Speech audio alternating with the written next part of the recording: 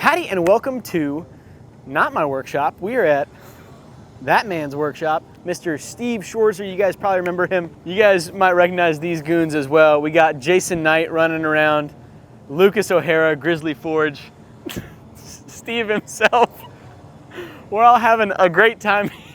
We're having a great time here, helping him get rid of the last 200 or 300 years of materials and tools and all that stuff that he's compiled, cleaning it out. And since I was already coming down here to help out with that, I figured it would be the perfect opportunity to get to do my Mastersmith performance test with Steve. Steve was inducted in the first round of Master Bladesmiths in 1981, and then to have Mastersmith Jason Knight here as well. Two of my very, very close friends. It's an honor to get to test with them. And one of my closest friends in the whole world, Logan Gillahan, is testing for his Journeyman Smith rating here as well. So this evening we just spent our first day of cleaning out the shop and now hanging out, just fired up the forge, and we're gonna do our performance tests. The way that this test works is a 4-part thing. First off, you need to cut a piece of 1 inch at least thick free hanging rope. Knife needs to be able to go through that. After that, then you cut a 2x4 in half twice, and after that it still needs to be able to shave arm hair, so you prove that it has thin enough edge geometry to go through something that can swing out of the way very easily. You prove that the geometry of the edge is also robust enough to go through a 2x4 just fine, and then after that you put it in a vise and you bend the knife 90 degrees. I don't know what that proves, but heat treat maybe, I don't know, but it's part of it and it's something that everyone does, and so we're doing it. For the Journeyman Smith test, you guys might remember the video that I made about that a couple years ago. Basically, you use mono steel, so not Damascus, and you can make it a full tang, and the dimensional requirements of the blade are the same. Less than 15 inches overall, less than a 10-inch blade, less than 2 inches wide. The dimensions are the same for the Mastersmith knife, but it has to be at least 300 layers of Damascus, and it has to be a hidden tang, which is very challenging. I'm really worried about the ricasso area on my knife. You guys have probably, if you're watching this, maybe already seen the video where I made the knife and tested it out. So I really don't know what's gonna happen today, but we're gonna get into it. All right, Steve, who's going first, me or Logan? Well, Ben's just so excited and driven, and we'll let you go first. What? All righty. No, do you want me to? Well, you gotta do the shave first. You ain't even got no hair. I know. Here, I'll shave your arm here. No. Did you look at the edge? No, not yet. There you go. Yeah, I'd whack up a piece of meat. You got a ruler? Do we have to check the dimensions or anything like that? Yeah. It's within dimension. How long is it supposed to be? Less than 10 inches blade, less than 15 How overall. wide is it supposed to be? Less than 2. Less than 2, it is. Yeah. All righty. You know, you don't even have to do this test. Somebody else can do it for you. Well, I already did it. That went well. Cool. Hang up! All right, you got good. Yeehaw. Do not put your hand on there, Will. Don't do it. All right. I've seen people cutting your damn finger off. All right.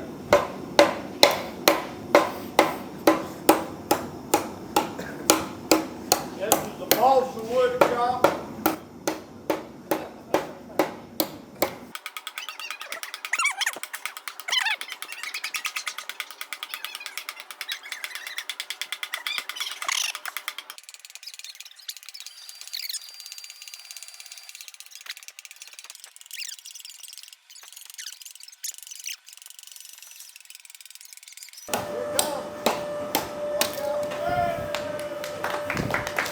It literally has no weight to it. It's perfect. Yeah. Perfect, perfect. Are you out of breath? A little bit. That was hard work. Yeah, you got to do it twice. Yeah. Chop in, fry just a little bit. Fry? Not hard, because that helps bring that dip out. Yeah. And then don't start quite so wide. Okay.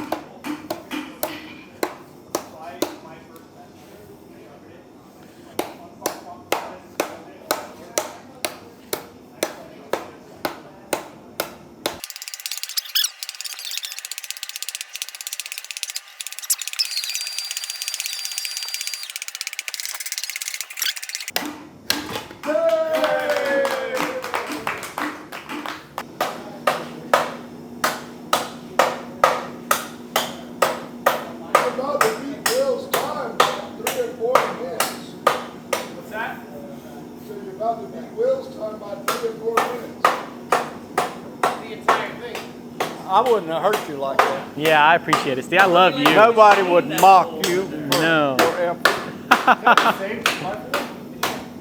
This episode. Hit it like you live. There you go.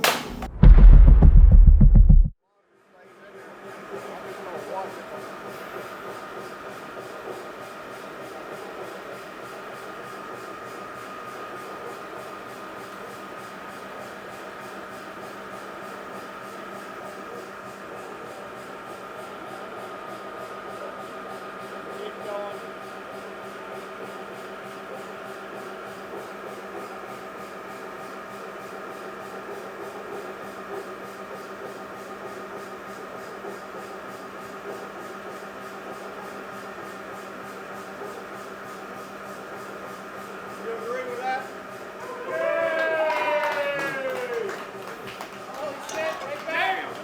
That worked pretty good. Oh, man. Taper it, it's like taking a lot out of it, stick it in, and interact with it.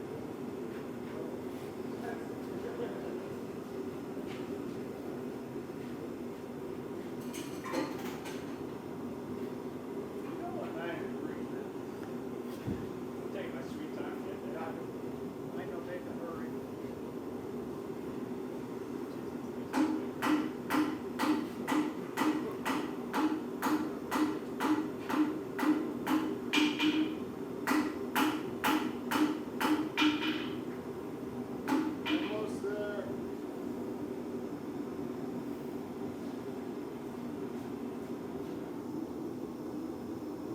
On that, everybody agree? Yep. Yeah.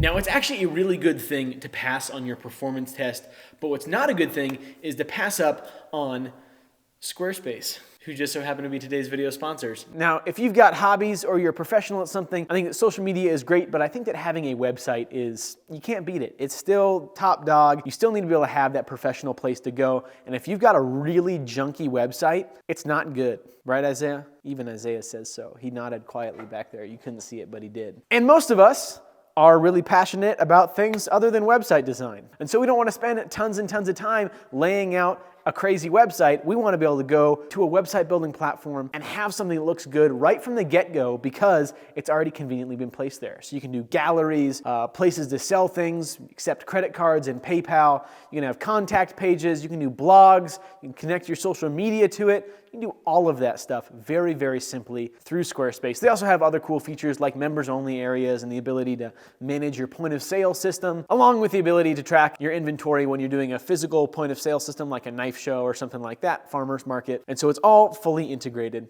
And it's all very, very simple to do. So if you guys are interested in checking out Squarespace and building yourself a beautiful website, please go to squarespace.com/Will Stelter and use code Will Stelter at checkout for 10% off your first purchase of a website or website domain. So thank you to Squarespace for sponsoring this episode and allowing me to be able to go down to Florida and hang out with Steve.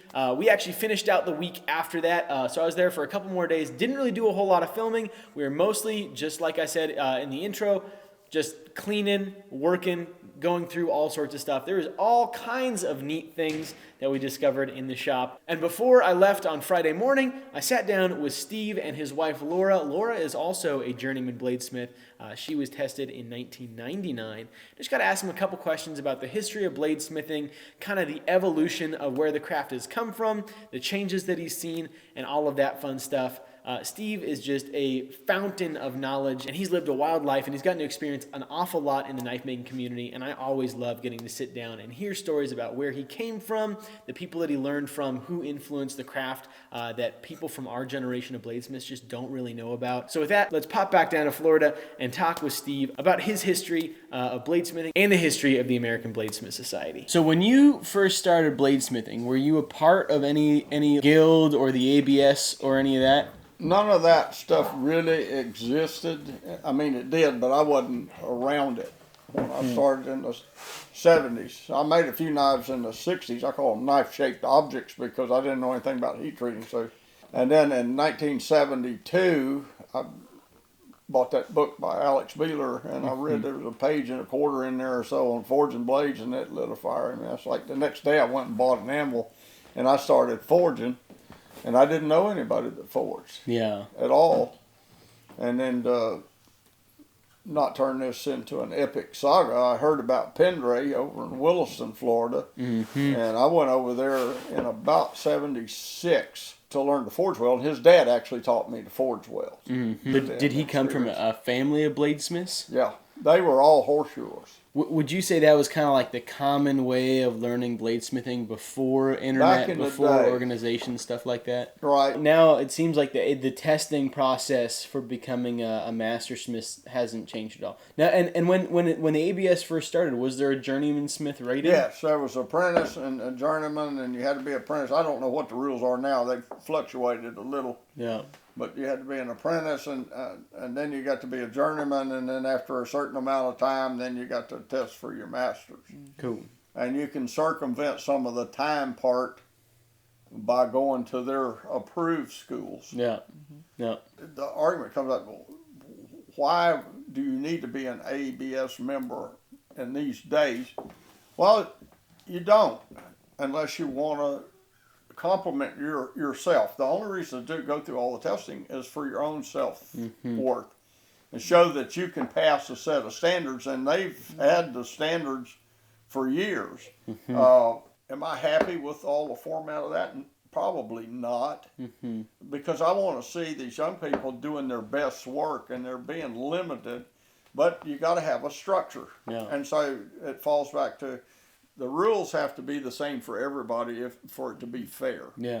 Not everybody is a world-class engraver or sculptor or carver or whatever, but they can be do master level work. Yeah. And I just don't want to see the creativity stop. We fought that in all the organizations. It's like they want to throw this one out of the guild because he has everything water jetted. There's no difference in having stuff water jetted than hiring an 18-year-old kid to come bandsaw it out and grind it to the line. There's no difference. Yeah. That part is, the design is key. Yeah.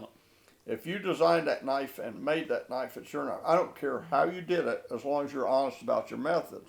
But these guys that are water jetting, 500 knives at a time, and they're showing up every show with 500 knives and saying they're hand forging them all, no, they're not. Yeah. So you kind of touched on it, but would you say that you think that the ABS is becoming more or less important as we kind of hit the age of the internet, and you can kind of have validation and be well known without having that master smith? You can, stamp? and Neil's living proof of it. Exactly. I mean, he is excelled. He has probably gone farther, faster than any other knife maker I've ever met. Yeah. It's because he's driven. He went by all of us like we were part, because he's one of the few guys I know that runs it like a business. Yeah. He absolutely, and he works every day. Yeah. He forged more blades probably in 4 years than I have in my lifetime. Yeah. And that's probably not an exaggeration. Yeah. Because he does it every day. Yeah. He forges every day. But if you want to be in that social arena and do your work and have the approval, and the main thing about ABS is the quality of people you get to meet in there that are absolutely at the top of their craft. Yeah. So I've been a member forever. And I would never go away from it. Yeah. Whether I agree or disagree with whatever policies they do. Yeah. Because it's been a standard, and it's helped me in my career. And like I said, it's not for everybody, but if you want to be a team player and get on board and further the craft, I think you should add it to your credentials. Cool. Awesome. So in your 40-odd years of being a mastersmith, how many journeymen and mastersmiths have you tested like you did for Logan and I? Oh my God. A bunch. Yeah, A bunch. A lot of them. A majority of the older bunch. Okay. And I really don't know. I probably should have written it down. I don't know. There's a lot of them. Yeah. And my work has influenced thousands. Yeah. Because of the way I work and what I do. And I like to share. Yeah. And the thing is, it's just like all the stuff you and I've done together. Your improvements drive me. everything you discover drives me. It helps me up. And I found a long time ago you don't have to run down every path. If you have students that are going in all these places, they'll come back, don't go down there, man. That ain't nothing but cactus and potholes. You don't need that. Or one guy says, man, if you get past that cactus and potholes, there's like free gold there. You can get that. And then I'll go climb through it. Yeah. You know, but it's that transfer of information is paramount. That's what I live off of. What do you have advice-wise for people who are wanting to get more serious about knife making? Because there's a lot of hobbyists out there, a lot of people who kind of take it not so seriously, but there's a lot of folks that maybe want to take it full-time or do stuff like that. What would you tell them? My advice to them is don't, unless you're absolutely dedicated. I was forced into it through a medical accident. Yeah. I had my lungs burned, and I physically could not go to a job. Yeah. And so I'd go work 2 hours, and then the spousal unit at the time thought that if you weren't punching a time clock, you didn't have a real job. Well, I went full time in '82 because my lungs were burned. I've been part time since '72. Yeah. And then I would just go out there and work, and a month went by, and then 2 months and years, and I never worked another job until I lost an eye. Yeah. And while it took a year to rebuild that eye, and I was working with a friend of mine designing a bunch of stuff, and he stopped paying, I stopped going, and we're still friends. Kind of thing. But the young person asked me when should I go full time? When your job interferes with you making money at making knives. That's when you go. And the other thing to tell is if you don't have a secondary market, then you better keep your day job. Yeah. And what do you mean by that? You've got to be popular enough and have your name out there enough that people are buying your knives on the secondary market. Yeah. That's one of the key things, and nobody looks at it. And then most people, because they have a primary income, they don't worry about the cost of the knife. But 50% of the cost of your knife is in the marketing of it. Shows, travel, time on the telephone with some guy. Can you put a piece of turquoise in the handle next to the red marble for me? You know, I like that. I saw that on the cover of something magazine. You know, no, I'm not doing that. I'm going to do my work. But you have to really look at it like a business and run it like a business. If you run it like a business, you'll succeed. If you're like I am, then you're just going to piddle along in life and just have a really great time.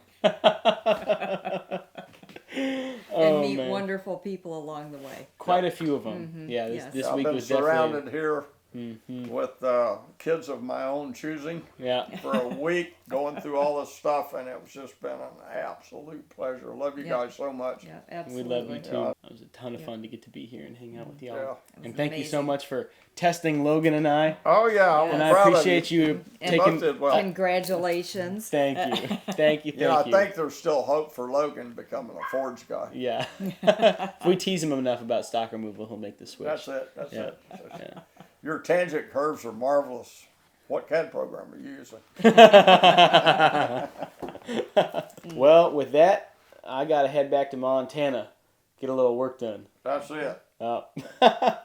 Alrighty. Well, thank you guys. Love you. Thank you. Love you too. You know how bad this hurts? I'm vertical. Love you, Steve. Oh, man. Alrighty.